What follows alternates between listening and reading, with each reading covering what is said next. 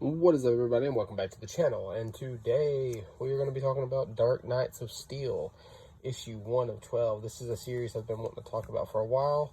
So what I think I'm going to do is I'm going to post 2 videos a week on this book until we catch up to it. And the whole reason why I'm finally talking about it right now is I've been in a huge fantasy mood.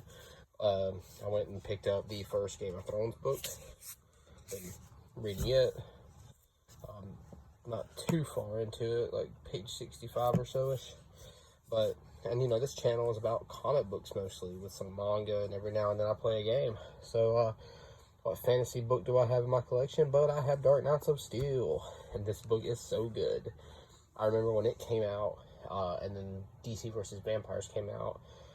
I loved both of them books. DC vs. Vampires kind of disappointed me with its ending, but Dark Knights of Steel has been freaking awesome. From the artwork to the book. That's how you know this is an older book. They were promoting Suicide Squad Blu-ray. Anyways, let's actually talk about this book, because this book ends in a cliffhanger, and it's an intense cliffhanger. It makes you want to immediately jump into the next issue, but you couldn't at the time because it's monthly. But obviously now you can. You can get the hardcover now too, which I highly suggest. But so, we start off with the elves on Krypton getting ready to send off Kal-El, or so we think, but in retrospect they actually send the entire family there because she's giving birth. And then Jor-El, he gets attacked. He's like, no, my wife is pregnant, you can't do this, she's in labor. And then he just freaking laser beams everybody with heat vision and kills everybody in a gruesome death scene. They all melting and stuff. And then she's like, my beautiful baby boy, look at him, my boy, it's Kal-El. And so we see the pure destruction from his heat vision, and Constantine's having a vision about how the end of the world's happened because aliens are coming. Aliens are coming. I wonder who the aliens are. Are they talking about the elves? Because they are aliens. And he's like, it's the end times. We all gonna die. And then, we got 19 years later, we see Kal-El meeting with Bruce. And Bruce, he's like, Bruce, take me with you. And and Bruce is like, nah, bro. You're a god. You have to stay behind. And Kal-El's like, I'm no god, even though I shoot laser beams from my eyeballs. He's like, what, are you immune from magic, Batman, huh?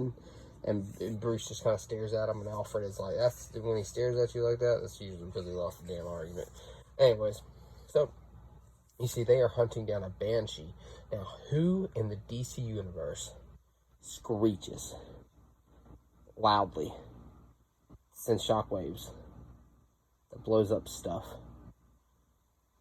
Black Canary. So he has the Robins looking around for her.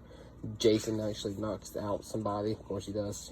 Batman's like, yeah, Stephanie's gonna do the talking from now on. So Bruce walks up to Dina. You know, Black Canary is like, are you immune to this? And here's where we get the first, like, big cliffhanger here, the big scene. So she hits him with a screech. And Bruce takes it. He doesn't fly a million feet backwards. And you're probably like, what the hell, how? How, if you haven't read this book, dear readers. Well, we'll get to that. So, but Bruce is like, how did I survive this attack? And she's also like, how did you survive this attack? And she goes, I guess, to do it again. And Superman's like, let me shut you up real quick. Oh, my bad, he's not Superman. Kal-El shuts her up and is like, no, ma'am. We're gonna need you to stop that.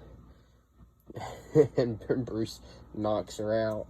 And they go back to the kingdom. And we meet the royal jester here, Harley Quinn, who is picking on Bruce. It's like, hey man, literally, like, I'm not making this up. She's like, you know, you got an unconscious woman on the back of your horse? That's not how you make a centaur. And they meet with the king and queen, which obviously is the elves. And, you know, first they're in trouble for Kal-El showing up, but, and Bruce is like, I'm sorry, I took him with me. It was not a good judgment on my part. And Kal-El's like, don't you lie. Don't you lie. I went on my own accord. And they're talking about how Bruce should be sitting on the throne because he is part of their family. And Bruce is talking about how he's a bastard. Which, again, that should be a sign right there. You should be finally putting the 2 and 2 together. Well, Jor-El takes Bruce to talk to him and is like, look, it might have been a mistake for you to be born, but you are not a mistake. Because what turns out to happen is Jor-El is the father of Bruce in this book. That's right. Bruce is technically a Kryptonian. He's half Krypton. And you get the big picture here, because here we go with Oliver Queen, who shoots an arrow using magic from the Green Lantern, or as he calls him, the Green Man, fires the arrow. It's filled with magic. You know, the L's, since, as you know, Superman is weak to magic. So he's talking about, you know, that you are my son and blah, blah, blah.